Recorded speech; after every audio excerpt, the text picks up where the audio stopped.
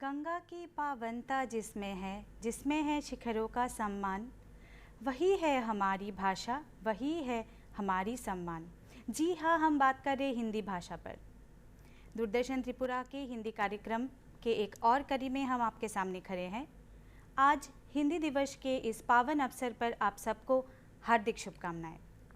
आज इस चर्चा में हम बात करेंगे हिंदी साहित्य पर, हिंदी के प्रचार और प्रसार पर और हिंदी दिवस के तात्पर्य पर। इस चर्चा में हमारे साथ स्टूडियो में मौजूद है राम प्रकाश यादव जी, सहायक निर्देशक राजभाषा विभाग, भारत सरकार। सर, आपका स्टूडियो में हार्दिक स्वागत है। हमारे साथ है राम बच्चन यादव जी, पीजीटी हिंदी, केवी कुंजवन, अगरतला। सर, आपका भी स्टूडियो में हार्दिक स्वागत है। आज हम इस चर्चा के माध्यम से हिंदी के प्रचार और प्रसार और साहित्य का हिंदी में योगदान के बारे में बात करेंगे। तो चर्चा को आगे बढ़ाते हुए मेरा पहला सवाल राम प्रकाश सर से ये है कि हिंदी दिवस में आज हम बात कर रहे हैं, तो हिंदी दिवस का तात्पर्य क्या है और हिंदी का संवैधानिक स्थिति क्या है? बिल्कुल मैडम, बहुत बहुत धन्यवाद। दूरदर्शन त्रिपुरा का भी मैं आभार व्यक्त करता हूं। और आपने बड़ा वाजिब प्रश्न किया। हम सितंबर के माह में ये बातचीत कर रहे हैं, चर्चा कर रहे हैं। और सितंबर का हमारा महीना राजभाषा के आप इतिहास में देखेंगे तो बहुत क्या कहते हैं महत्वपूर्ण है, क्योंकि सारी हमारे राजभाषा की जो यात्रा की शुरुआत है इसी सितंबर के महीने से होती है।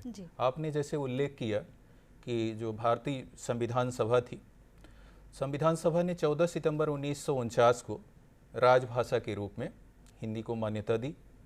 तो उल्लेख वहीं से हमारा ये होता है कि जो 14 सितंबर की तिथि हम हिंदी दिवस के रूप में मनाते हैं, तो उसका विशेष महत्व उसी के स्मरण में है कि हम कैसे राजभाषा हिंदी को, उसके प्रचार प्रसार और उसको आगे बढ़ाने के लिए विशेषकर कार्यालयीन कामकाज में कैसे उसका प्रयोग करें। तो 14 सितंबर 1949 को इसे मान्यता दी गई राजभाषा के रूप में। और जैसे आपने पूछा कि हमारी राजभाषा की संवैधानिक स्थिति क्या है, तो उसमें आप देखेंगे कि एक हमारा अनुच्छेद है 343(1), जिसमें इस बात का ही उल्लेख है कि हिंदी हमारी राजभाषा होगी। उसकी जो लिपि होगी जिसमें हिंदी लिखी जाती है देवनागरी होगी, और जो हम उसमें संख्याओं का प्रयोग करेंगे, नंबर्स का प्रयोग करेंगे, वो देवनागरी के अंतर्राष्ट्रीय रूप का प्रयोग करेंगे। तो ये तो हो गई हमारी संवैधानिक संकल्पना। और दूसरा आपने कहा कि ये राजभाषा से अभिप्राय क्या है, तो राजभाषा से अभिप्राय अगर आप देखेंगे उस शब्द से ही अगर आप उसका अर्थ निकालने की कोशिश करेंगे तो दो शब्द आपस में जुड़े हुए हैं, राज और भाषा जी। तो हम पहले शब्द को ही अगर पकड़ें तो वहीं से हमें इसका क्या कहते हैं मूल, जिसे कहते हैं व्युत्पत्ति, अर्थ की व्युत्पत्ति हमें मिल जाती है कि राजभाषा मतलब जो हमारे राजकाज की भाषा है, राज करने की भाषा है, शासन की भाषा है, ऑफिशियल जिसको हम तो अंग्रेजी में हम जिसे बोल रहे हैं ऑफिशियल लैंग्वेज। तो उसका जो दायरा निश्चित होता है, जैसे हम यहाँ जो भी राजभाषा के संबंध में बात करेंगे वो भारत सरकार या संघ सरकार के सरकारी कामकाज से संबंधित होगा, तो उसके नियम भी, प्रावधान भी, अधिनियम भी वही लागू होंगे। तो राजभाषा का यही तात्पर्य है कि जो केंद्र सरकार के कार्यालय हैं या जो संघ सरकार के कार्यालय हैं, उनके कार्यालयीन कामकाज में जो हम हिंदी का प्रयोग करते हैं उसी को हम राजभाषा कहते हैं। और उस पर हम आगे और चर्चा करेंगे कि उसका क्या कहते हैं संयोजन क्या है और किस आधार पे हम उसमें आगे बढ़ रहे हैं। सर, मैं आपसे पूछना चाहूँगी कि हिंदी एक ऐसा भाषा है जो साहित्य में भी बहुत योगदान रखते हैं, तो किस प्रकार हिंदी भाषा साहित्य को आगे बढ़ाया है? देखिए, पहले तो बात मैं यही से शुरुआत करता हूँ कि भाषा है क्या। भाषा विचारों और भावनाओं की अभिव्यक्ति है जी। बिना भाषा के हम एक दूसरे से संपर्क तक नहीं कर पाते हैं जी। तो भाषा के बिना राष्ट्र गूंगा है, ऐसा महात्मा गांधी ने भी कहा था। तो हिंदी की बात आपने कहा कि हिंदी साहित्य का क्या योगदान है। हर साहित्य का अपना अलग अलग योगदान होता है, हर क्षेत्र में अलग योगदान होता है। तो आज हम इस राजभाषा की बात करते हैं और हिंदी दिवस की बात करते हैं। तो राजभाषा, राष्ट्रभाषा और संपर्क भाषा, ये किस तरह से साहित्य से जुड़े हुए हैं, इन चीज़ों पर हम थोड़ी बात। जैसे सर, हम जानते हैं कि हिंदी साहित्य 4 काल में इसको विभाजित किया गया है, तो पहले हिंदी आई कैसे है साहित्य में? देखिए, हिंदी का जो उत्पत्ति है ये सबकी, जैसे ये भाषा जो हिंदी और अपभ्रंश, ये सारी जो भाषाएं, ये संस्कृत से उत्पत्ति हुई। संस्कृत की जो उत्पत्ति हुई, इसमें वैदिक साहित्य और फिर उसके बाद लौकिक साहित्य, दो क्षेत्रों में इसको बांटा गया कि ये संस्कृत से आते हुए हिंदी हमारी जो है तो पाली आई, संस्कृत के बाद पाली आई, फिर प्राकृत आई, फिर अपभ्रंश से होते हुए ये पुरानी हिंदी और आज आधुनिक दौर में हमारी हिंदी का पूरी तरह से जो यात्रा करते हुए आधुनिक दौर की तरफ आ गई। तो शुरुआत में सबकी जननी संस्कृत है। संस्कृत में क्या था, संस्कृत थोड़ा क्लिष्ट था, वेदों की भाषा थी, उपनिषदों की भाषा थी, महाभारत और रामायण की भाषा थी। तो ये धीरे धीरे चीज़ें जब क्लिष्ट होती गई तो जन सामान्य को थोड़ा अलग एक हिसाब से उनको अलग एक भाषा चाहिए था। तो धीरे धीरे जो हमारे इसमें सुधारक आए, जन सामान्य लोग आए, जिसमें महात्मा बुद्ध का नाम आता है, तो वो पाली भाषा जो लोक जन की भाषा, एक सामान्य जन की भाषा, तो ये उस हिसाब से उधर बढ़ी। फिर उसी तरह की प्राकृत भाषा भी सामान्य जन की ही भाषा थी। तो प्राकृत भाषा से होते हुए हम लोग धीरे धीरे अपभ्रंश की ओर आए और अपभ्रंश से होते हुए उसमें अवट और पुरानी हिंदी, और पुरानी हिंदी के बाद आज जो हमारा हिंदी का रूप चेंज हुआ, और इसमें हमारे बहुत सारे लेखकों और कवियों का बड़ा योगदान है, जिसमें खासकर भक्ति काल के कवियों का बहुत बड़ा योगदान है, जिन्होंने बहुत सारी बोलियों में अपनी रचनाएं की, जो आज भाषा के रूप, चाहे वो अवधी हो चाहे वो ब्रज हो, वो उनको भाषा के रूप में परिणित किए। और बाद में ये हिंदी साहित्य जब 1100 करीब 1000 के बाद वाली स्थिति जब इसकी आती है, तो हिंदी खड़ी बोली का प्रारंभ होता है। इसके उन्नायकों में भारतेंदु हरिश्चंद्र का नाम लिया जाता है, जिन्होंने कहा निज भाषा उन्नति है सब उन्नति को मूल, अब बिन निज भाषा ज्ञान के मिटे नहीं के शूल। हम आते आपके तरफ सर, भारत सरकार ने हिंदी को राजभाषा क्यों चुना है? बहुत वाजिब सवाल है मैडम। जैसे राम बच्चन जी ने उल्लेख किया कि आप देखेंगे हमारी सामान्य मानवीय प्रवृत्ति या आम जन जो होता है, क्योंकि भाषा जो है संवाद का माध्यम है, तो भाषा की हमेशा विशेषता है कि वो क्या कहते हैं कठिन से सरल की ओर चलती है जी। तो आप इसी क्या कहते हैं परिप्रेक्ष्य में अगर हिंदी को देखेंगे, तो हिंदी को आप जब राष्ट्रभाषा या संपर्क भाषा के तौर पे आप देखेंगे, तो अधिकतम लोगों की बोलचाल की भाषा, समझने की भाषा, और इवन आप देखेंगे अगर दूसरे क्षेत्रों के लोग आपस में जब बातचीत करते हैं, अगर हम उदाहरण दें कि एक असम का व्यक्ति और एक उड़ीसा का व्यक्ति अगर आपस में मिलते हैं, तो वो संवाद के रूप में हिंदी के रूप में ही हिंदी का ही प्रयोग करेंगे, अपनी स्थानीय भाषा का प्रयोग नहीं करेंगे। तो जब उस समय संविधान सभा में चर्चा हो रही थी, तो ये क्या कहते हैं संख्या के आधार पर ही निर्णय लिया गया, और क्योंकि हमारे राष्ट्रीय आंदोलन की भाषा थी और हमें ये क्या कहते हैं एक रूपता की भाषा चाहिए थी, राष्ट्रीय आंदोलन की जब लड़ा जा रहा था, तो हमें एक भाषा की जरूरत थी जिससे हम देश भर के लोगों द्वारा जुड़ सकें, उसमें अपना संदेश भेज सकें। तो उसमें कहीं न कहीं हमारी हिंदी भाषा हिंदी उभर रही थी। उसके बाद सब लोगों ने मिलकर किया, मतलब अगर आप उसमें देखेंगे संविधान सभा की बहसों में, तो जो हमारे हिंदीतर भाषी विद्वान थे और समाज सुधारक थे, या उन्होंने हिंदी को ही प्रस्तावित किया। उसके बाद उस आधार पे ही हिंदी को राजभाषा का दर्जा दिया गया, और आज भी कोशिश वही है कि हम राजभाषा से राष्ट्रभाषा की वो यात्रा तय करें। तो तो ये आप संख्या बल और सरलता और सहजता और क्या कहते हैं ज़्यादा लोगों द्वारा बोली या समझी जाने वाली, जैसे इन्होंने उल्लेख किया हमारे रामबच्चन जी ने कि भाषा सरलता की तरफ जा रही थी, अपभ्रंश आई, अवहट्ट आई, तो जो हमारी बोलचाल की क्षेत्रीय बोलियां थी और जो बाद में भाषाएं बनी जैसे ब्रज है, अवधी है, अब इसको आप खड़ी बोली के स्तर पर अगर मापेंगे या देखने की कोशिश करेंगे तो उसमें तो उसके मानक पे तो नहीं आएंगे, हम साहित्य मिल सकते हैं। लेकिन क्या कहते हैं वो एक समुद्र जैसा होता है ना, उसमें आके सब शामिल हो जाती हैं, तो हिंदी भाषा का रूप ले लेती है। हम चलते हैं फिर आपके और सर, हम कहना चाहते हैं कि आदिकाल में जो पृथ्वीराज रासो जो महाकाव्य है, उसके बारे में आप कुछ बोलो। हाँ, पृथ्वीराज रासो उस समय क्या था, आदिकाल की जो परिस्थितियाँ थी मैम, क्या मैंने बताया कि हिंदी साहित्य का इतिहास 4 कालखंडों में बटा है, जिसमें आदिकाल प्रारंभ वाला काल है। ये मान्यता तो रामचंद्र शुक्ल के काल विभाजन से ही वो लिया जाता है। तो यहाँ स्थिति ये होती है कि आदिकाल में ज़्यादातर रचनाएं जो उस समय की राजनैतिक परिस्थितियां थी उनको लेकर हो रही थी। ज़्यादातर हमारे कवि चारण भाट हुआ करते थे या राजाओं के दरबार में उनके प्रशंसा में लेखनी होती थी। तो पृथ्वीराज रासो जो रचना है चंद्रबरदाई की रचना है। तो ये चंद्रबरदाई कवि के साथ साथ एक तरह से सेनापति का भी काम करते थे पृथ्वीराज चौहान के साथ। तो उनके युद्ध में भी ये जाते थे, जब वो युद्ध के ऊपर भी, हाँ, युद्ध के क्षेत्र में भी जब जाते थे तो वहाँ जो इन्होंने देखा, जो परिस्थितियाँ, तो कवि का काम है कल्पना, तो कुछ चीज़ें कल्पना के माध्यम से भी उन्होंने इस तरह से रखी। तो उस समय जो जितने भी रासो ग्रंथ लिखे गए सब उस समय के राजाओं या सेनापतियों या उस समय के वीरों को लेके, चाहे वो कुमार रासो हो, चाहे परमाल रासो हो, चाहे जगनिक भट्ट द्वारा परमाल रासो, दो भाई आला और उदल को लेकर लिखा गया हो, तो ये जो रासो रचनाएं हुई इन्हीं को देखकर रामचंद्र शुक्ल तो यहाँ तक किया कि आदिकाल का नाम वीरगाथा काल होना चाहिए। तो इस तरह से आदिकाल की प्रवृत्ति शुरू होती है। आदिकाल में राजनीतिक स्थिति ऐसा था कि जो देश था विभिन्न छोटे छोटे राज्यों में बटा था, हर राज्य आपस में लड़ रहा था, उसका प्रभाव साहित्य पर पड़ना था, तो साहित्य उससे प्रभावित हुआ। तो आदिकाल की परिस्थितियों में ये रासो ग्रंथ लिखे गए, वीरों को मतलब कि राजाओं को समर्पित करके। उस समय भाषा शैली कैसे थी?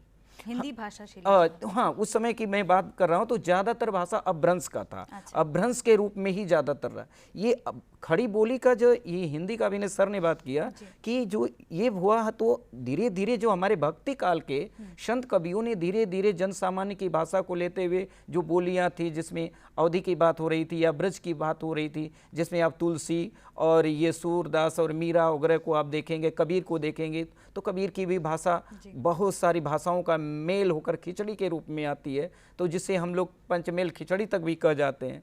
तो ये लेकिन उसी को हमारे साहित्यकारों ने कवि को भाषा का डायरेक्टर कहा है कि इतना ज़्यादा भाषाओं को ये किस तरह से उसको समायोजित करके जहाँ जाते थे उस तरह की चीज़ें करते। तो ये धीरे धीरे चीज़ें बाद में आई और ये अपभ्रंश से होती, वो अपभ्रंश मतलब बिगड़ा हुआ रूप, वो धीरे धीरे आते आते आधुनिक हिंदी जो काल हुआ, जो जिसमें भारतेंदु हरिश्चंद्र और द्विवेदी जी, भारतेंदु हरिश्चंद्र में भी परिमार्जित हिंदी नहीं हो पाई थी, लेकिन जब द्विवेदी युग हुआ तो हिंदी का परिमार्जन हुआ, धीरे धीरे भाषा तस्तम रूप में अपने प्रेरित होते हुए निकलते हुए आगे को बढ़ी। ये यात्रा है इसकी। धन्यवाद सर।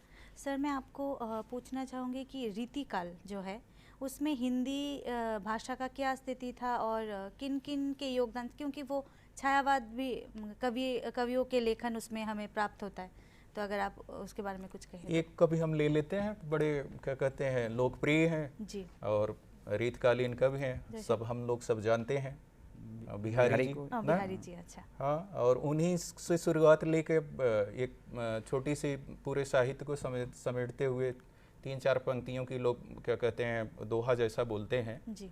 बिहरो बिहारी की बिहार वाटिका में चाहे, सूर्य की कुटी में अड़ आसन जमाइयो, देव की दरी में दूर दिव्यता निहारियो, या के तुलसी के मानस में डुबकी लगाइयो ना। और ऐसे आगे भी है, तो इसमें उल्लेख ये किया गया है, रामचरितमानस हाँ, का भी उल्लेख आ तो जाता है। उसमें उल्लेख ये किया गया है कि जितने भी हमारी भाषाएं हैं या क्या कहते हैं क्षेत्रीय भाषाएं हैं, सबको आपस में हिंदी समेटती है जी। और आगे उसमें और भी कहा गया है, अय भिन्न भाषा भाषियों, अय भिन्न भाषा भाषियों मिलेगा मनमाना मोद, मतलब खुशी मिलेगी। अय भिन्न भाषा भाषियों मिलेगा मनमाना मोद, हिंदी के हिडोले में जरा तो झूल जाइए। तो ये क्या कहते हैं, जिसे कहते हैं ना समष्टि वाली भावना है। तो ये क्या कहते हैं, ये जो हमारे बिहारी जी हैं रीतकालीन कब, वहीं से क्या कहते हैं ये सब शुरुआत हुई। जैसे इन्होंने कहा कि उसमें परिमार्जन हुआ और सुधार होता गया, और सरकार का भी प्रयास रहा, समाज का भी प्रयास रहा, सारी चीज़ें धीरे धीरे आज हम बात करते हैं मानक हिंदी की। मानक हिंदी। कहीं हम खड़े थे सधुक्कड़ी भाषा की बात करते थे, आज हम मानक हिंदी की बात कर रहे हैं, उसमें एक रूपता ला रहे हैं। तो ये इसकी यात्रा है। सर मैं आपको पूछना चाहूँगी कि जो अष्टकवि है मध्यकालीन, उनका हिंदी भाषा पर क्या योगदान है? मैंने बात कहा, हाँ, अष्टछाप कवियों का जो वहाँ से विठलनाथ का बात आती है, ये सबसे बड़ी बात है कि भक्ति काल को स्वर्ण काल कहा जाता था। स्वर्ण काल में भी भक्ति काल की 2 धाराएं विकसित हुई, जिसमें एक निर्गुण भक्ति काव्य धारा हुई, एक सगुण भक्ति काव्य धारा हुई। तो निर्गुण भक्ति काव्य धारा कबीर, और उसमें भी 2 धाराएं डिवाइड हो जाती हैं, बटती हैं, जिसमें एक ज्ञानाश्रयी शाखा होती है, एक प्रेमाश्रयी शाखा होती है। फिर सगुण काव्य धारा में जब आप आते हैं तो कृष्ण भक्ति शाखा और राम भक्ति शाखा, कृष्ण भक्ति शाखा में ही अष्टछाप कवियों का नाम आता है। तो ये अष्टछाप कवियों ने हिंदी साहित्य में बहुत बड़ा योगदान एक तरह से दिया है। जिसमें ब्रज की एक बोली थी, उसको लेकर भगवान श्री कृष्ण के बारे में उन्होंने इतना उस बोली को इस तरह से साहित्य के रूप में परिमार्जित किया, बहुत सारी साहित्यिक रचनाएं कर डाली कि ये पूरी तरह से यह बोली भाषा के रूप में पठित हुई। तो इन कवियों का योगदान हिंदी साहित्य में बहुत बड़ा है, चाहे वो राम भक्ति शाखा के हों, चाहे वो कृष्ण भक्ति शाखा के हों, चाहे वो कबीर वह निर्गुण काव्यधारा हो जिसमें ज्ञानश्री शाखा आती है, चाहे वो प्रेमाश्रय मलिक मोहम्मद जायसी की हो। इतना बड़ा पद्मावत ग्रंथ लिख दिया गया, आखिरी कलाम लिख दिया गया, और कबीर ने बीजक ग्रंथ लिख डाला। तो ये सारे कवियों ने इस तरह के साहित्य की रचनाएं कर दी इन बोलियों में कि इन बोलियों को ही उन्होंने भाषा का रूप दे दिया, और धीरे धीरे ये बोलियां पूरी तरह से हिंदी को विस्तार में लेती हैं। और आधुनिक काल में चलते चलते, जैसा सर ने भी बात किया कि आधुनिक जो स्वतंत्रता आंदोलन हमारे हुए, मैक्सिमम लोग, अधिकतम संख्या में लोगों ने हिंदी में आपस में वार्ता करके अपनी योजनाएं, अपने कार्य किए। इसलिए जितने भी हमारे स्वतंत्रता संग्राम सेनानी हुए, बाद में हमारे जो भी नेता राजनेता बने, उन्होंने यह कहा, एक सुर से कहा, चाहे वो उत्तर से लेकर दक्षिण, पूर्व से पश्चिम, सभी लोगों ने, कि हिंदी हमारी इतनी समर्थ भाषा है, इसमें इतना प्रियता है, ये ममता है, और हमारे बोलने का जो भाव है सब कुछ इसमें है। तो ये हमारा राष्ट्रभाषा बनने के योग्य है। ये इसमें सारी क्वालिटी है जो एक भाषा में होती है। लेकिन कुछ लोगों ने इसमें, जैसा कि सर ने बताया कि 14 सितंबर 1949 को यह संविधान सभा ने हिंदी को राजभाषा बनाने का निर्णय लिया। लेकिन जब हमारा जिस दिन संविधान लागू हुआ 1950 में, उसी दिन ये कह दिया गया कि हिंदी तो राजभाषा रहेगी, लेकिन अभी राष्ट्रभाषा बनने से पहले 15 वर्षों तक पूरी तरह से अंग्रेजी इसके ऊपर छाई रहेगी। और ये 15 वर्षों का समय हिंदी के लिए बड़ा ही दुर्भाग्यशाली वक्त रहा। और जीवन पर्यंत अभी तक जो हम लोग संघर्ष कर रहे हैं कि हिंदी राष्ट्रभाषा, क्योंकि कभी कभी ये लगता है कि अपनी एक राष्ट्रभाषा, एक पहचान होनी चाहिए। जी। लोगों ने जहाँ तक ये कहा कि भाई ऐसा नहीं है, हमारा ये भाषा हो जाएगा तो पहचान। बहुत सारे ऐसे देश हैं, चाहे फ्रांस की आप बात कर लीजिए, चाहे बहुत बड़े फ्रांस का हो, रूस का हो, जर्मनी का हो, देश की भाषा जो अपने उसी भाषा में। चीन का मैं आपको उदाहरण देता हूँ, चीन ने अपनी भाषा को रखा, उसने अंग्रेजी को एकदम डिनाई किया, जहाँ उसके सारी चीजें होती हैं उसने अपनी भाषा में रखा, और इतना तरक्की कर रहा है। लोगों ने इसको एक विरोध किया कि तरक्की नहीं होगी, ऐसा नहीं है। लेकिन हिंदी का किसी भाषा या क्षेत्रीय भाषा से विरोध नहीं है। इसलिए हिंदी सबको समेट कर चलती है। हिंदी सरल है, सुगम है, जैसा सर ने बताया। इसमें बोलना, बात करना, और एक मिठास है, एक आत्मा की आवाज़ है। तो हिंदी बहुत, और इसमें संत कवियों का बड़ा योगदान है। जी सर, मैं आपसे पूछना चाहूँगी कि भारत सरकार ने किस प्रकार हिंदी के प्रचार और प्रसार के लिए किस मंत्रालय को ये दिया है कि हिंदी का प्रचार और प्रसार राज्य द्वारा हो या केंद्रीय सरकार द्वारा हो, कैसे हो रहा है ये? भारत सरकार है, गृह मंत्रालय है जी, उसका एक विभाग है जी, जिसका नाम ही राजभाषा विभाग है। और वो राजभाषा विभाग जितने केंद्र सरकार के मंत्रालय, विभाग, कार्यालय या हमारे बैंक हैं, उपक्रम हैं, सब उद्यम हैं, सभी निकायों में जो राजभाषा के प्रचार प्रसार की जिम्मेदारी है वो राजभाषा विभाग की है। तो वो साल भर के लिए एक कैलेंडर जारी करता है जिसमें सभी केंद्रीय कार्यालयों के एक लक्ष्य देता है कि जैसे हम ग क्षेत्र में हैं, हमारे पूरे भारत देश को एक राजभाषा का नियम है, नियम नंबर 1976 1976। उसमें 12 नियम है। तो उसमें एक नियम है कि ये हमारे पूरे भारतवर्ष को भाषा के आधार पे 3 भागों में बांटा गया है। तो जैसे हम यहाँ ग क्षेत्र में है, पूर्वोत्तर को ग क्षेत्र में रखा गया है, तो उसके लिए लक्ष्य दिए गए हैं। अभी हाल ही में कुछ उसमें वृद्धि भी की गई है। तो अगर हम बात करें कि जैसे अगर यहाँ कोई स्थित केंद्रीय कार्यालय है, तो अगर वो टिप्पणी लिख रहा है, क्योंकि हमारे कार्यालयीन कामकाज का टिप्पणी और पत्राचार बड़ा मूल विषय है, उसके बिना कोई कामकाज होता ही नहीं। तो अगर कोई टिप्पणी लेखन कर रहा है तो उसको यहाँ 35% टिप्पणी लेखन का काम करना है। पहले वो 30% था। अगर आप 100 पेज की टिप्पणी लिख रहे हैं तो कम से कम आपका 35 पेज उसमें हिंदी में होना चाहिए, राजभाषा में होना चाहिए। ऐसे दूसरा जो उल्लेख है पत्राचार, जो हम अलग अलग दस्तावेज जारी करते हैं, कभी हम कार्यालय ज्ञापन बनाते हैं, कभी अधिसूचना बनाते हैं, कभी हम परिपत्र जारी करते हैं, तो उनकी संख्या भी आपकी 60% होनी चाहिए। अगर 100 का आपका क्या कहते हैं रिलीज कर रहे हैं, निर्गत कर रहे हैं दस्तावेज, तो उसमें 60 कम से कम आपके हिंदी में होने चाहिए। और इसके साथ जैसे आपने कहा इम्प्लीमेंटेशन का, तो राजभाषा के अगर आप कार्यान्वयन की बात देखेंगे तो पूरा हमारा निगरानी का जो तंत्र है वो अलग अलग समितियों में विभाजित है। जैसे आपने कहा है कि ऐसा एक सर्कुलर जारी हुआ है कि कितने प्रतिशत हिंदी भाषा को बढ़ावा दिया जाए, तो उसके लिए जो ऑफिशियल्स है उनका भी तो हिंदी में बढ़ावा होना चाहिए, तो उस विषय में क्या कह रहे हैं? हाँ, उसी से बात जुड़ी हुई है। अब अगर आपसे मैं हिंदी में काम काज करवाऊंगा या कहूँगा, तो आपको अगर हिंदी का ज्ञान नहीं है तो हम उसके लिए प्रशिक्षण की व्यवस्था करते हैं, आपको हिंदी सिखाते हैं। तो राजभाषा विभाग प्रशिक्षण का भी काम करता है कि भाई आप हिंदी सीखिए, और सारी चीज़ें उन्हें मुफ्त देते हैं। जो केंद्र सरकार के स्थायी कार्मिक हैं या अधिकारी हैं जिनकी मातृभाषा हिंदी क्या कहते हैं नहीं है या इतर भाषा कोई है, तो उनके लिए राजभाषा की तरफ से ये निःशुल्क सेवाकालीन प्रशिक्षण दिया जाता है। उनको प्रशिक्षण भी दिया जाता है, उनको इनाम भी दिया जाता है, पुरस्कार भी दिया जाता है। वित्तीय प्राज्ञ हमारा ये कोर्स है जिसमें वित्तीय प्रोत्साहन के लिए 1 साल का वेतन वृद्धि भी दी जाती है। साथ में यहीं तक बात नहीं रुकती है, उसके बाद आप हिंदी सीख लेंगे और जैसे हमने उल्लेख किया कि जब आप कार्यालयीन कामकाज में उसका प्रयोग करेंगे, मतलब लेखन में करेंगे, आप टिप्पणी लिखेंगे, आप डॉक्यूमेंट्स बनाएंगे, अगर उसमें 20,000 वर्ड या उससे ज़्यादा आप शब्द का आप प्रयोग करते हैं, लिखते हैं, आपके उसका रिकॉर्ड रखते हैं, तो आपको साल भर में उसके लिए प्रोत्साहन के लिए पुरस्कार भी दिया जाता है। उसके बाद राजभाषा विभाग के और बहुत ढेर सारे पुरस्कार हैं, वो अलग अलग प्रयोजनों पर प्रतियोगिताएं और लेखन के माध्यम से उसको भी आयोजित करता है राजभाषा विभाग। अच्छा सर, जैसे कि आज हिंदी दिवस है, तो उस पर मतलब केंद्रीय सरकार की ओर से कोई योजना ऐसा कुछ है क्या? हाँ बिल्कुल। अब हिंदी दिवस का तो जैसे हमने पहले ही उल्लेख किया कि ये जो हमारा हिंदी का महीना है वो राजभाषा को ही समर्पित है। तो इसमें आप अक्सर हम सुनते हैं हिंदी दिवस तो सुनते हैं, उसके साथ हम हिंदी पखवाड़ा शब्द भी सुनते हैं, हिंदी सप्ताह भी सुनते हैं। तो ये हिंदी पखवाड़ा या हिंदी आपका सप्ताह या हिंदी दिवस एक तरह से त्यौहार होता है, समारोह होता है, जिसे हम कहते हैं सेलिब्रेशन। तभी हमारा 14 सितंबर को गांधीनगर में ये पूरे अपने क्या कहते हैं देश का राष्ट्रीय स्तर का कार्यक्रम वहाँ आयोजित हो रहा है।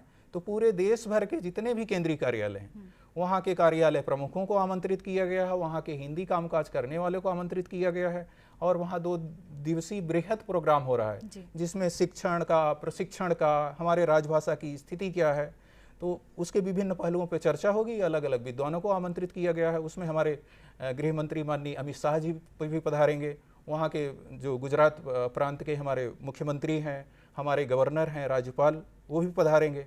दूसरी बात, जैसे आपने कहा कि इसके लिए क्या कार्यक्रम है, तो ये जो हम हिंदी पखवाड़ा या हिंदी सप्ताह मनाते हैं ये विशेषकर क्या कहते हैं समारोह ही होता है हिंदी के प्रयोग के। तो इसमें हम अलग अलग गतिविधियां केंद्रीय कार्यालयों में करते हैं, कंडक्ट करते हैं, संचालित करते हैं। उसमें आप कह सकते हैं निबंध प्रतियोगिता भी होती है, आपका टिप्पणी लेखन, मसौदा लेखन का भी कार्यक्रम होता है, हम अंताक्षरी भी करते हैं, हम कविता पाठ भी करते हैं, हम विचार भी करते हैं, हम भाषण प्रतियोगिता भी करवाते हैं। तो अलग अलग क्या कहते हैं प्रतियोगिताएं होती हैं, और आपने कहा कि नगद पुरस्कार दिया जाता है। और अलग अलग कार्यालयों में किसी किसी कार्यालय में तो बहुत अच्छी धनराशि, मतलब 10 से 15 हज़ार तक लोग जीत लेते हैं। तो इस उत्साह के लिए सरकार इसीलिए करती है कि आप इसमें भाग लें, सहभाग करें और हिंदी के प्रयोग क्या कहते हैं अपने कार्यालयीन कामकाज में उसको बढ़ावा दें। जी जी सर, मैं आपसे पूछना चाहूँगी कि आधुनिक काल में हिंदी का क्या हाल है साहित्य में? देखिए, आधुनिक काल आते आते तो हिंदी बहुत अपने बृहद क्षेत्र में आई। आधुनिक काल भी कई काल खंडों में मैम बटा हुआ है, तो जिसमें आप कुछ तो कवियों के नाम से ही है, जैसे भारतेंदु हरिश्चंद्र युग बन गया, द्विवेदी युग बन गया, फिर बाद में आया छायावाद, फिर छायादोत्तरवाद, प्रयोगवाद, ये प्रगतिवाद, कई वाद। मतलब इस तरह से हिंदी साहित्य बढ़ते बढ़ते आज अपने प्रगति की ओर बहुत तेज़ी से अग्रसर है। लेकिन समस्या ये है कि हम इन चीज़ों का ज़्यादातर देखते हैं मायने कि अगर हमारा हिंदी प्रचार प्रसार ज़्यादातर हो रहा है तो भारतीय सिनेमा का योगदान अहम हमें लगता है कि ज़्यादातर जैसे आप इधर त्रिपुरा क्षेत्र में या इधर पश्चिम बंगाल या जो नॉन हिंदी भाषी क्षेत्र हैं जिसमें आप ज़्यादातर देखेंगे फिल्मी गाने सुनने के लिए लोग हिंदी को सीख लेते हैं और धीरे धीरे उनकी भाषा और हिंदी को बोलना प्रारंभ कर जाते हैं। तो ये साहित्य तो अपने आप में वो रुकने का नाम नहीं है। साहित्य तो लगातार चलेगा, वो आबाद गति से बढ़ता है, उसमें हमेशा परिमार्जन संभव है और होता भी है। जैसा ये सर भी बात कर रहे थे, मानकीकरण होता है, शब्दों का मानकीकरण होता है। जैसे हम लोग कभी कभी ये सोचते हैं कि बहुत क्लिष्ट अगर चीज़ों को कर देंगे तो वहाँ थोड़ा सा आदमी सहज भाव में नहीं रहता, तो इसलिए हम बहुत सारे हिंदी में अंग्रेजी शब्दों को, फारसी शब्दों को, उर्दू शब्दों को, जितने भी शब्द हैं उसको संग्रहित करते हुए आगे बढ़ रहे हैं और ये शब्दावली को भी विस्तृत कर रहे हैं। हाँ, ये आधुनिक काल का सबसे बड़ा विशेषता है। अच्छा। कि इन्होंने क्या किया कि मानकीकरण के साथ साथ शब्दों को अख्तियार किया। जैसे आप अगे जी को देखेंगे, बहुत सारे इंग्लिश के शब्द उनके रचनाओं में आपको नजर आएंगे, चाहे कि कोई भी आधुनिक काल का चाहे कवि हो। अब ये बाध्यता नहीं रही कि लय ताल तुक के साथ कविताएं चलेंगी। कविताओं का जो शैली हो गया, गद्य शैली हो गया, लगातार ऐसी कविताएं। इस समय के बहुत सारे ऐसे कवि हैं, जैसे अभी आप शिव सुमन को आप सुनेंगे, उसमें हमारे कवि हैं, तो उसमें उन्होंने एक कविता लिखा है कि हम पंछी उन्मुक्त गगन के पिंजर बदना गा पाएंगे, कनक तीलियों से टकराकर पुलकित पंख टूट जाएंगे। फिर उसी के बाद अगर आप माखनलाल चतुर्वेदी की तरफ बढ़ेंगे, जिसमें स्वतंत्रता आंदोलन के दौरान बहुत सारी ऐसी कविताएं लिखी गई, चाह नहीं मैं सुरो, जैसे फूल की अभिलाषा, पुष्प की अभिलाषा। नागार्जुन जो है वो भी आधुनिक काल के हाँ, नागार्जुन, उनके भाषा शैली और नागार्जुन जी की भी भाषा शैली शुद्ध हिंदी खड़ी बोली है। अच्छा। उसी में उन्होंने अपनी रचनाएं की हैं। नागार्जुन जी की एक कविता है दंतुरित मुस्कान, उसमें बच्चे के ऊपर लेकर कविता लिखा है, बहुत सुंदर कविता है। तो ये चीज़ें जितने आधुनिक काल में लोग जैसे जैसे आगे बढ़े, तो इन लोगों ने इसको विस्तार दिया और सहज करने की कोशिश की। सहज करने से हिंदी का प्रसार आगे बढ़ा और लोग को अपनाने में भी किसी तरह की असुविधा नहीं हुई। तो ये है हिंदी का। आधुनिक दौर की हिंदी बहुत समृद्ध है और बहुत तेज़ी से चल रही है। जी जी सर, आप त्रिपुरा केंद्र में है, तो आपको कैसा लगता है त्रिपुरा कहाँ तक हिंदी भाषा को लेकर आगे बढ़े हैं?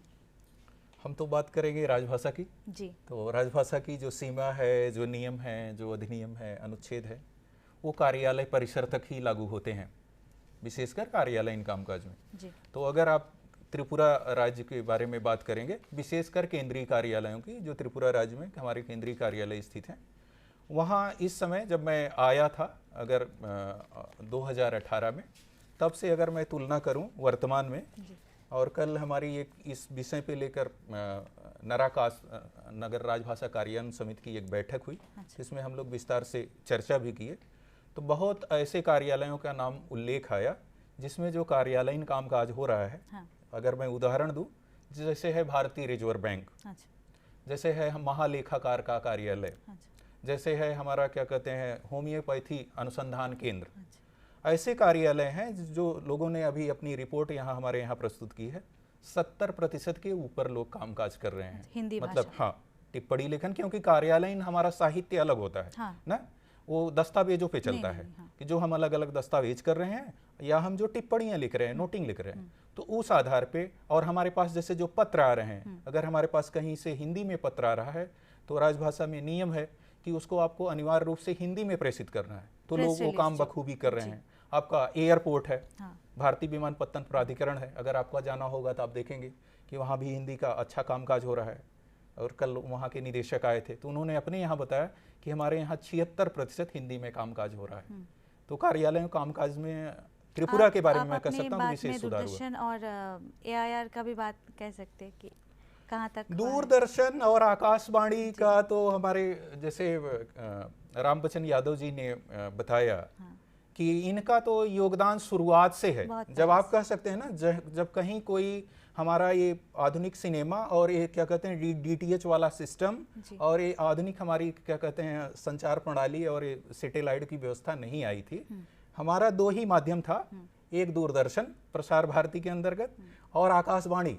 कहीं दूर दराज में एक व्यक्ति बैठा है, वो आकाशवाणी के माध्यम से उसको भी हिंदी में गाने, अब जैसे इन्होंने कहा कि हमारे अलग अलग जो पुराने गीत है, नए गीतों के तो मैं उतनी नहीं वो चर्चा करूंगा, लेकिन जो हमारे पुराने गीत हैं वो आज भी उतने ही सदाबहार और प्रासंगिक है, और लोग बड़े उसको, हमारा प्रोनाउंसिएशन या उच्चारण भले कुछ गड़बड़ हो या हम इतर भाषाभाषी हो, लेकिन गीत के मामले में मैं देखता हूँ लोग उसको कंठस्थ कर लेते हैं और बोलते हैं, उच्चारण करते हैं, गाते हैं। तो दूरदर्शन और क्या कहते हैं आकाशवाणी का तो मैं क्या कहते हैं, अनुपम कह सकते हैं योगदान है, उसको तो हम नकार ही नहीं सकते। हाँ, क्योंकि मैं उसका क्या कहते हैं, हाँ मैं उसका क्या कहते हैं लाभ लिया हूँ। मेरा भी, मैं उत्तर प्रदेश से आता हूँ, तो मेरा घर बहुत रिमोट एरियाज में, दूर दराज में, तो वहाँ हमारे पास यही 2 ही माध्यम था। हम अलग अलग सीरियल्स देखते थे, जैसे महाभारत का है, रामायण का है, तो हम दूरदर्शन पे ही देखते थे मैडम, और बड़ी मुश्किल से देखते थे। हाँ, हमारे गांव में आप समझें कि बिजली की भी व्यवस्था नहीं थी, तो हम बैटरी से और उससे आपका ये दूरदर्शन मतलब मनोरंजन के लिए और अपने करियर के लिए भी, कि क्या हमारे जैसे कोई रिजल्ट है, कोई विज्ञापन जारी हो रहा है, तो दूरदर्शन और आकाशवाणी से हमें पता चलता था कि ये विज्ञापन आया है नौकरी के लिए, या कहीं प्रवेश के लिए कोई रिक्ति आई है, या कहीं एडमिशन का जैसे है किसी से क्या कहते हैं विश्वविद्यालय में या किसी कॉलेज में, तो वो सारी जानकारी हम का माध्यम हमारा आकाशवाणी और दूरदर्शन है, तो इसके तो हम ऋणी हैं। हाँ, वो तो है। सर, आप केंद्रीय विद्यालय में हैं, तो मैं कहना चाहूँगी कि NEP 2020 का जो है उसका हिंदी भाषा को आगे बढ़ाने में क्या योगदान? देखिए मैम, अब तो ये न्यू शिक्षा नीति जो आई है उसमें पहले से ही तो भाषाओं को लेकर वो बात हुई, अब त्रिभाषा की बात होती है, त्रिभाषा सूत्रीय कार्यक्रम चल रहे हैं। इसमें ये हो रहा है कि बच्चे को प्रारंभ से ही मातृभाषा में शिक्षा, क्योंकि मातृभाषा उसकी अपनी भाषा होती है, माँ से मिली हुई भाषा होती है, तो बच्चा घर के पर्यावरण में जो इन्वायरमेंट उसको मिला है उसमें वो अच्छा सीखता है और वो अच्छी बात करता है। इसलिए बच्चे की एक मातृभाषा होनी, हाँ बहुत अच्छा करता है, तो एक मातृभाषा होनी चाहिए और दूसरी एक हिंदी भाषा होनी चाहिए, और साथ ही साथ अंग्रेजी को आज भी अंतर्राष्ट्रीय भाषा होने का दर्जा मिला है, तो ये अंतर्राष्ट्रीय भाषा के दौर में इनको भी रख लिया गया है। तो अब बच्चे के पास 3 विकल्प हैं कि वो मातृभाषा में भी शिक्षा ले सकता है और हिंदी में शिक्षा ले सकता है और एक इंग्लिश एक माध्यम है। तो इस तरह से त्रिभाषा सूत्रीय फार्मूला ये राष्ट्रीय शिक्षा नीति का अपना एक बहुत बड़ा कदम है कि इस तरह से बच्चे की जो शिक्षा है और बच्चे का जो आगे का प्रगति और विकास हो सकता है 3 भाषाओं से हो सकता है। जैसा कि अभी बात हो रही कि भाषा के बिना तो कोई चीज़ संभव ही नहीं है,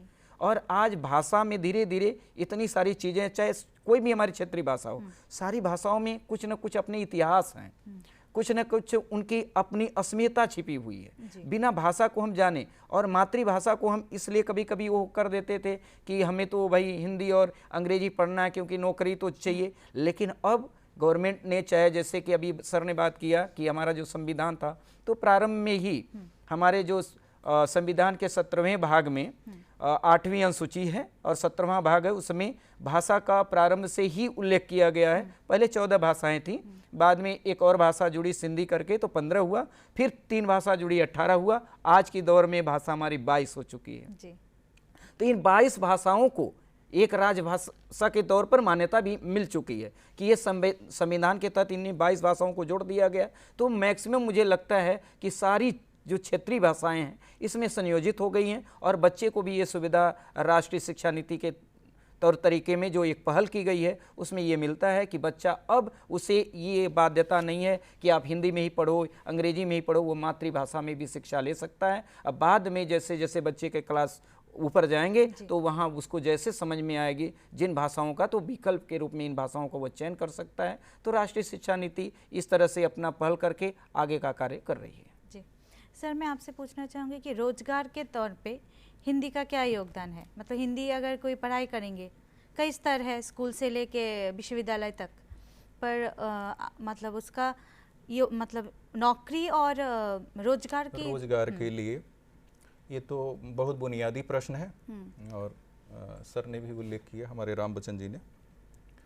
अच्छा, अब इस पर अगर आप चर्चा करें तो आज से अगर मैं 10 से 15 साल पहले चर्चा करता तो हम बहुत पारंपरिक चीज़ों पे चर्चा करते हैं कि हमारे पास दो कुछ पारंपरिक क्षेत्र हैं कि जैसे अगर हम हिंदी भाषा या कोई भाषा हम पढ़ रहे हैं तो विशेषकर हमारे सामने जो नज़र आता था शिक्षण का व्यवसाय या शिक्षण का हमारा क्या कहते हैं करियर नज़र आता था कि हम शिक्षण में जा सकते हैं, शिक्षक बन सकते हैं, या फिर थोड़ा बहुत हम शोध में जा सकते हैं, कुछ हमारे रिसर्च के अनुसंधान के जो केंद्र हैं वहाँ जा सकते थे, या फिर थोड़ा सा हमारी राजभाषा की तरफ आते आप तो आपको जो राजभाषा के कार्मिक के रूप में नियुक्तियां होती हैं केंद्र सरकार के कार्यालयों में, जैसे वो आपका अलग अलग कार्यालयों में अलग अलग पदों का सृजन किया गया है। जैसे कहीं हिंदी ऑफिसर हैं, हिंदी अधिकारी हैं, अनुवादक हैं, राजभाषा अधिकारी हैं, सहायक राजभाषा अधिकारी हैं, सहायक प्रबंधक हैं राजभाषा, ये थे। लेकिन अगर अब हम बात करें आज वर्तमान में या विगत 4-6 लगभग 10 वर्षों के अंतराल में, तो हमारे पास टेक्नोलॉजी का इतना ज़्यादा, तकनीकी का इतना ज़्यादा उन्नयन हो गया है कि अब हमारे लिए भाषा का एक्सपोजर बहुत बढ़ गया है। चाहे वो हमारी क्षेत्रीय भाषाएं हो और चाहे हमारी जो प्रमुख भाषाएं हैं, जिनमें जैसे आप हिंदी का उल्लेख कर रही हैं, बांग्ला भी हमारी बहुत समृद्ध भाषा है, बहुत समृद्ध भाषा है। असमिया भी हमारी बहुत समृद्ध भाषा है, उसकी अपनी शब्दावली, अपनी वाक्य संरचना और साहित्य। अब हम आते हैं, जो मैंने बात की आपसे तकनीकी, और जैसे हम आज कृत्रिम मेधा के युग में जिसे हम बोल रहे हैं आर्टिफिशियल इंटेलिजेंस में हम जी रहे हैं। आप जिस तरफ नज़र करेंगे, अगर आपने थोड़ा सा उसका गहराई से अध्ययन किया है ना, मैं ऊपर की बात नहीं करूंगा कि हमने बहुत सतही ज्ञान या हम थोड़ा बहुत पढ़े हैं तो उतना वो क्या कहते हैं उस स्तर पे नहीं जा सकते। अगर आपने ईमानदारी से अध्ययन किया है तो आपके पास क्या कहते हैं बृहत एक्सपोजर है। मतलब आप शिक्षण में भी जा सकते हैं, आप क्या कहते हैं आप तकनीकी में भी जा सकते हैं, आप रिसर्च में भी जा सकते हैं, शोध में भी जा सकते हैं। और आपका जहां हम सामने आज इस स्टूडियो में बैठे हैं, जिसे आप बोलते हैं जनसंचार का माध्यम, बहुत बृहत माध्यम है। और दूसरी तरफ जिसे आप कह रहे हैं कि हमारी पूरी दुनिया वैश्विक बाजार बन गई है, तो ये जितनी भी आपकी ग्लोबल बड़ी बड़ी कंपनियां हैं, ढेर सारे आप नाम ले सकते हैं, तो सब हमारे ऊपर, हाँ, सबका हमारे ऊपर क्या कहते हैं फोकस है, सबका हमारे ऊपर नज़र है कि कैसे हम क्या कहते हैं, ये भारत इतना बड़ा बाजार है, इतने भाषा भाषी लोग हैं, कैसे इनको जोड़ें। और इसमें आप अगर थोड़ा सा नज़र दौड़ाएं तो आज से करीबन 10 साल या 15 साल आप अगर करेंगे तो गूगल जो हमारा आज सर्च इंजन है, उसमें उस समय आप क्षेत्रीय भाषाओं में या हिंदी में भी आप कुछ तथ्य खोजना चाहती थी, तो आपको बड़ी मुश्किल से मिलता था, नहीं मिलता अभी था। तो उपलब्ध हो जाता है। अब क्यों उपलब्ध है? क्योंकि वो गूगल जैसी कंपनी या माइक्रोसॉफ्ट जैसी कंपनी या आपकी क्या कहते हैं ट्विटर जैसी कंपनी, उनको भारत बहुत बड़ा बाजार दिख रहा है। तो हिंदी का प्रचार प्रसार या क्षेत्रीय भाषाओं का प्रचार प्रसार, उसमें आप नीचे देखेंगे तो हिंदी का भी विकल्प देता है, बांग्ला का भी देता है, असमिया का देता है। तो उनके लिए तो बाजार के रूप में हमें वो देख रहे हैं, लेकिन हमारे अपने लिए तो मातृभाषा का सवाल है, हमारी अस्मिता का सवाल है, अपनी खुद का भाषा का सवाल है। और रामबच्चन जी ने एक बहुत अच्छी बात उल्लेख की कि मातृभाषा हमारी अपनी पहचान अस्मिता तो है ही, लेकिन अगर उसको हम वैज्ञानिक रूप से देखेंगे, जैसे इन्होंने कहा कि जब हमारा बचपन होता है और जो हमारी शिक्षा या परवरिश या जो हमारी तालीम शुरुआत होनी चाहिए, वो अगर आप अपनी मातृभाषा में करेंगे तो इसके साइंटिफिक वैज्ञानिक अन्वेषण है और उसके तथ्य हैं कि बच्चा बहुत आसानी से चीज़ों को सीख सकता है, और उसको जो उसकी क्या कहते हैं बुनियादी शिक्षा है, जो विषय आप उसको सिखा रहे हैं ना, वो बहुत आसानी से उसको पकड़ लेता है, और उस समय उसकी क्षमता भी बहुत अधिक होती है। इसलिए सरकार इस पे भी जोर देती है कि हमारा त्रिभाषा सूत्र भी हो, हमारी क्या कहते हैं जो स्थानीय और मातृभाषा है उससे जुड़ा हुआ है। कह सकते हैं कि बहुत सारा अपॉर्चुनिटीज है हिंदी का, बृहत अवसर है, बृहत अवसर है। अब ये हम मना नहीं कर सकते। जी सर, आपसे पूछना चाहेंगे कि आप क्या बोलना चाहेंगे कि किस तरीके से और हम हिंदी भाषा को आगे ले सकते हैं पढ़ाई के माध्यम से, एजुकेशन के माध्यम से? अभी तो राम प्रकाश सर ने बहुत बात की इसके विषय में कि बहुत ज़्यादा हमारा वैश्विक स्तर पर हमारा ये बढ़ रहा है, तो बहुत सारी चीज़ें हैं मैम, और विदेशों में भी बहुत सारी यूनिवर्सिटियाँ ऐसी हो गई हैं जहाँ पर हिंदी प्राध्यापकों की बहुत ज़्यादा डिमांड है, और यहाँ पर एक संपर्क भाषा के रूप में पूरे भारत में अगर आप कहीं चली जाएं तो हिंदी अगर आप जानती हैं तो आपका कहीं किसी तरह की कोई समस्या नहीं होगी, आपका काम चल जाएगा। एक संपर्क भाषा के रूप में हिंदी पूरे भारतवर्ष में है। ये अगर कोई कह दे कि साउथ में नहीं, वहाँ भी लोग बड़े अच्छे से हिंदी बोलते हैं, समझते हैं, जानते हैं। सर, तो हम ऑडियंस के और दर्शक के तरफ आप क्या बोलना चाहेंगे? मैं यही बोलना चाहूँगा, लास्ट में एक ही चीज़ रखूँगा कि हो गई है, दुष्यंत कुमार के एक गज़ल से ही बात समाप्त करूँगा अपनी। हो गई है पीर पर्वत सी तो पिघलनी ही चाहिए, हो गई है पीर पर्वत सी तो पिघलनी ही चाहिए, फिर से हिमालय से गंगा निकलनी ही चाहिए, इस सीने में न सही उस सीने में ही सही, एक चिंगारी फिर से जलनी ही चाहिए, एक चिंगारी फिर से जलनी ही चाहिए। सर, आप ऑडियंस की तरफ अगर कुछ बोलना चाहते हैं तो? हाँ बिल्कुल मैं तो जो भी हमारी युवा पीढ़ी है या जो इस समय शोध कर रहे हैं या शिक्षण में है या हिंदी के कामकाज से जुड़े हुए हैं, तो मैं बस एक ही बात उनको कहना चाहूँगा कि आप अपने कौशल का उस क्षेत्र विशेष में अपने कौशल का विस्तार कर लीजिए। जहां हमारे पास कौशल आ गया, हमारे पास अपार संभावनाएं हैं। आप किसी भी क्षेत्र में, आप क्या कहते हैं, जनसंचार में जाना चाहते हैं, शिक्षा में जाना चाहते हैं, कंज्यूमर की तमाम क्या कहते हैं एजेंसीज हैं उसमें जाना चाहते हैं, उपभोक्ता और क्या कहते हैं जिसे हम कहते हैं ग्राहक के रूप में तमाम क्या कहते हैं एजेंसीज उपलब्ध कराती हैं। हमारे कॉल सेंटर्स चलते हैं विदेशों के देश में, और जो हमारी बुनियादी चीज़ें हैं उसमें भी अगर आप हिंदी में कामकाज करना चाहते हैं, जैसे लेखन में करना चाहते हैं, ब्लॉग में करना चाहते हैं, तो हमारे पास अवसर की असीम संभावनाएं हैं। लेकिन शर्त एक ही है कि आप उसमें पहले अपनी दक्षता हासिल करिए। हाँ, हमें सतही ज्ञान पे तो हम उतना दावा नहीं कर सकते। अगर आप दक्षता हासिल करेंगे तो आपको बहुमूल्य मतलब क्या कहते हैं अवसर उपलब्ध हैं। जी, धन्यवाद सर, आप दोनों को, आप हमारे स्टूडियो में आए। तो आज इस चर्चा के माध्यम से हम हिंदी साहित्य, हिंदी के विकास और विभिन्न संभावनाओं को लेकर बात किया। आगे भी हम दूरदर्शन त्रिपुरा के ओर से हिंदी कार्यक्रम के और कड़ियों को लेकर आपके सामने हाजिर होंगे। तब तक के लिए नमस्कार।